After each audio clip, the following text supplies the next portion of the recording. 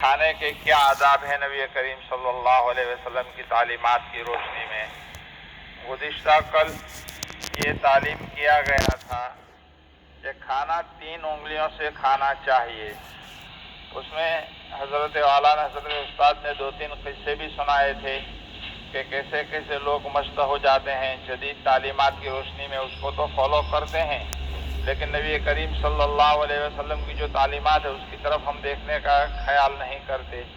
اس سلسلے میں صحابی رسول حضرت حذیفہ رضی اللہ تعالیٰ عنہ کا قصہ بڑا معروف ہے کہ حضرت حذیفہ رضی اللہ تعالیٰ عنہ کسریٰ کے دربار میں تشریف لے گئے۔ کسریٰ جو اس زمانے میں بہت بڑا بادشاہ سمجھا جاتا تھا، وہاں کھانا کھا رہے تھے، تو کھانا کھاتے کھاتے دوران میں درمیان میں لقمہ نیچے گر گیا، ان کے ہاتھ سے لقمہ چھوٹ گیا اور نیچے ہی گر گیا۔ تو جیسا کہ نبی کریم صلی اللہ علیہ وسلم نے ارشاد فرمایا، اب یہاں پر ایک سنت آئی کہ لقمہ گر جائے تو کیا کرنا چاہیے۔ اب صلی اللہ علیہ وسلم نے ارشاد فرمایا ہے کہ لقمہ اگر گر جائے تو اس کو شیطان کے لیے نہ چھوڑو، بلکہ اس کو اٹھا کر صاف کر لو اور کھا لو۔ ہاتھ میں سے لقمہ چھوٹ جائے تو اس کو چھوڑ دیتے ہیں تو شیطان اس سے فائدہ اٹھاتا ہے، اس کو صاف کر کے کھا لو۔ چنانچہ انہوں نے اٹھا کر کے صاف کر کے کھانا چاہا تو آپ کے ساتھ جو ایرانی خادم اور غلام تھا اس نے کہا کہ آقا، یہ چیزیں یہاں پر بہت معیوب سمجھی جاتی ہے، یعنی نیچے کا اٹھا ہوا کھانا، اٹھا کر کھانا، یہ چیزیں بڑی معیوب سمجھی جاتی ہے۔ لوگ آپ کو ایسا کرتے ہوئے جب دیکھیں گے تو سوچیں گے کہ انہوں نے کبھی کھانا دیکھا بھی ہے یا نہیں، یہ سوچیں گے، اس لیے ایسا نہ کرو۔ آپ کو نادیدہ کہیں گے کہ دیکھا ہی نہیں۔ تو حضرت حذیفہ رضی اللہ تعالیٰ عنہ نے جو جواب دیا تھا وہ ہمیں اپنے دل دماغ میں نوٹ کر لینا چاہیے۔ حضرت حذیفہ نے فرمایا، اَأَتْرُكُ سُنَّتَ حَبِيبِي لِهَٰؤُلَاءِ الْحُمَقَاءِ، کہ ان بیوقوفوں کی وجہ سے میں اپنے حبیب کی سنت کو چھوڑ دوں گا؟ یہ تو سارے کے سارے بیوقوف ہیں، ان کی وجہ سے میں اپنے حبیب، اپنے محبوب نبی کریم صلی اللہ علیہ وسلم کی سنت کو چھوڑ نہیں سکتا۔ نبی کریم صلی اللہ علیہ وسلم کی ہر سنت کو ہمیں اس تصور کے ساتھ اپنا لینا چاہیے کہ جس وقت ہم سنت ادا کر رہے ہیں تو یہ سوچیں کہ ہم اللہ تعالیٰ کے نگاہوں میں محبوب بنتے جا رہے ہیں۔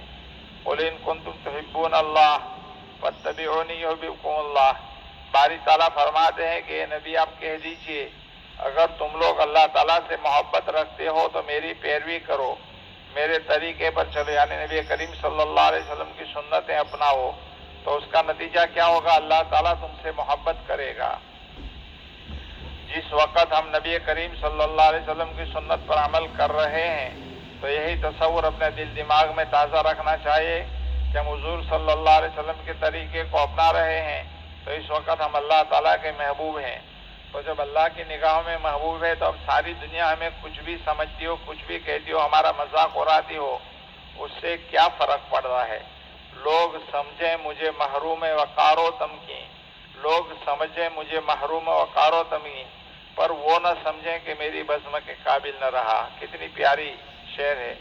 لوگ چاہے 1000 سمجھیں کہ بھائی یہ آدمی وقار اور تمکنت نہیں جانتا ہے، لیکن اللہ نہیں سمجھنا چاہیے کہ وہ اس کی بزم کے قابل ہے۔ ہمیں تو اللہ تعالیٰ کے ہاں عزت چاہیے۔ ان دنیا داروں کی عزت کا کیا ہے؟ آج اگر کسی نے واہ واہ کر بھی دی تو اس سے ہماری کون سی دنیا بن جانے والی ہے؟ دنیا کی وجہ سے کچھ نہ کرو بلکہ اپنے آخرت کو سنوارنے کی فکر کرو، سنت کے اوپر عمل کرو۔ نبی کریم صلی اللہ علیہ وسلم نے کیا کیا ہمیں دولت سکھلائی ہے اور باتیں سکھلائی، اس پر عمل کرنے کی کوشش کرو۔ کون سی دولت گھر میں آ جانے والی ہے دنیا والوں کو خوش کرنے کے لیے؟ اس لیے اس بات کا خاص اہتمام ہونا چاہیے۔ ایک بزرگ کا عمل، انگلیاں کو چاٹنے سے پہلے دھو لینا یا پوچھ لینا پسندیدہ ہے، اس لیے کہ اس میں غذا ضائع ہوتی ہے۔ ہمارے اکابر حضرت قاری فتح محمد صاحب پانی پتی رحمۃ اللہ علیہ تھے، ان کے متعلق لکھا ہے کہ کھانا کھانے کے بعد کلی کے لیے پانی منہ میں لے کر اس کو بھی نگل لیتے تھے تاکہ غذا کے جو اجزاء منہ کے اندر ہیں وہ بھی ضائع نہ ہو۔ یعنی کھانا کھانے کے بعد منہ صاف کرنے کے لیے آدمی کلی کرتا ہے تو اس کو بھی پانی کے ساتھ نگل لیتے تھے کہ کھانے کے کچھ اجزاء جو دانتوں میں اٹکے ہوئے ہیں کہیں باہر نہیں نکل جائیں، یہ بھی اللہ کی نعمت ہے۔ تو ہم لوگ پہلے کلی کا پانی منہ سے باہر نکال دیتے ہیں، اور وہ پہلے کلی کا پانی باہر نہیں نکالتے تھے بلکہ پی جاتے تھے تاکہ غذا کے وہ اجزاء بیکار نہ جائیں۔ پلیٹ صاف کرنے والے ادب کی تفصیل۔ اس طرح کھانے کے برتن کو بھی صاف کر لینا اور چاٹ لینا پسندیدہ ہے، لیکن اس وقت ہے جب کہ آپ نے غذا پوری کر لی ہو۔ پہلے تو یہ ہے کہ آدمی شروع ہی سے اپنی پلیٹ کے اندر اندازہ لگا کر کھانے کی اتنے ہی مقدار نکالے جس کے متعلق اس کا خیال ہو کہ میں اس کو آسانی سے پورا کر لوں گا۔ پھر جب کھانا پورا ہو جائے تب پلیٹ کے اندر کھانے کے جو اجزاء چپکے ہوئے ہوتے ہیں اس کے متعلق شریعت اس بات کی اجازت نہیں دیتی کہ اس کو برباد ہو جانے دے، بلکہ ان کو بھی صاف کر لو۔ اس کی وجہ آگے حدیث کے اندر آ رہی ہے، لیکن اگر پلیٹ میں پہلے ہی سے کھانا زیادہ ہے اور اسی میں سے کھانے کے لیے کہا گیا تو اس صورت میں پہلا طریقہ جو بتلایا ہے ہمیں اپنے سامنے سے کھانا چاہیے۔ اب اپنے سامنے کی جگہ کو اچھی طرح صاف کر لیا جائے اور باقی کھانا اس انداز سے چھوڑے کہ دوسرا آدمی اگر اس کو کھانا چاہے تو اس کی طبیعت کو ناگواری محسوس نہ ہو۔ بعض لوگ سمجھتے ہیں کہ پلیٹ میں جتنا کھانا ہے وہ سب پورا ہی کیا جائے، حالانکہ ایسا ضروری نہیں ہے، بلکہ اصل سنت یہ ہے کہ اگر آپ پلیٹ کا کھانا پورا کر چکے ہیں تو اب کھانے کے جو اجزاء پلیٹ کے اندر چپکے رہتے ہیں اس کو صاف کر لیجئے۔ ایسا نہیں ہے، اگر پلیٹ میں 1 کلو ہے تو 1 کلو کھانا ہی پڑے گا، چاہے آپ کی طاقت ہو یا نہ ہو۔ خلاصہ یہ ہوا کہ پلیٹ میں خود آپ نے نکالا تو اتنا نکالیے جتنا آپ کھا سکتے ہیں، پھر اس کو صاف کر لو۔ اور پلیٹ میں پہلے سے رکھا ہوا ہے، سب ساتھ مل کر کھا رہے ہیں تو اپنے کھانے کا اپنے حصے کا کھا لو اپنے سامنے سے کر۔ کئی سال پہلے کا قصہ ہے، ایک مرتبہ حضرت فرماتے ہیں گنگو جانا ہوا، ہم لوگ رات میں دیر میں پہنچے، وہاں معلوم کیا کہ کوئی ہوٹل ہے، ایک پرانا ہوٹل ملا، وہاں کھانے کے لیے گئے۔ ہم سب بھوکے تھے، کھانے کے لیے بیٹھے، جب کھانا آیا تو اس کو پورا نہیں کر سکے، پلیٹ میں کھانا بچ گیا۔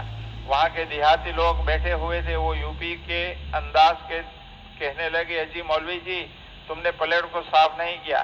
میں نے کہا یہ کھانا ہی ہم سے پورا نہیں ہوا تو صاف کرنے کا کیا مطلب؟ اس لیے کہ پلیٹ صاف کرنے کا مطلب تو یہ ہوتا ہے کہ پلیٹ کا کھانا اگر ہم پورا کر لیتے ہیں اور چند دانے بچ جاتے ہیں تو ان کو صاف کرنا مستحب ہے، باقی یہ مطلب نہیں کہ پلیٹ کے اندر جتنا کھانا ہے وہ سب کا سب پورا کیا جائے۔ اس پر ایک دیہاتی کہنے لگا جی یہ مولوی تو باتیں بناوے ہیں، خیر تو اصل مسئلہ اپنی جگہ پر یہ ہے کہ جب پلیٹ کا بڑا حصہ کھا چکے تو اب اس کے اندر جو اجزاء رہ گئے ہیں اس کو صاف کر لیا جائے، اس لیے ہو سکتا ہے کہ اسی میں برکت ہو۔ اللہ پاک ہمیں عمل کی توفیق عطا فرمائے۔ درود شریف۔ سبحان اللہ۔